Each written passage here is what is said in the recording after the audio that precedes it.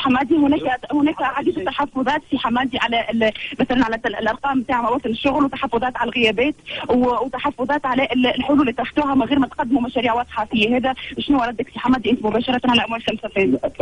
التحفظات معقوله لان هذه دور المعارضه ودور النقد، هذا طبيعي، ولكن نتصور قدمنا برنامج ماهوش طموح برشا، واقعي.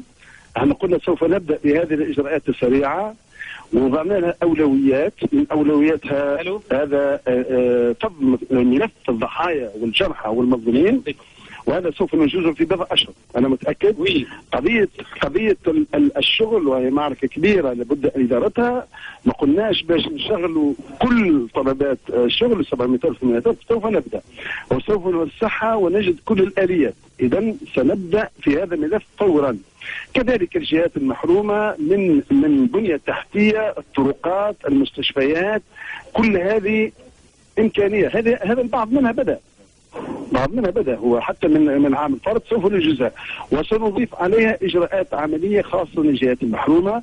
وكما تشوفوا هذه الاهداف ماهيش طبويه بل واقعيه، ونحن مسلحون ان شاء الله بعزيمه كبيره وبتحقيق هذه البرامج هذا العام على الاقل.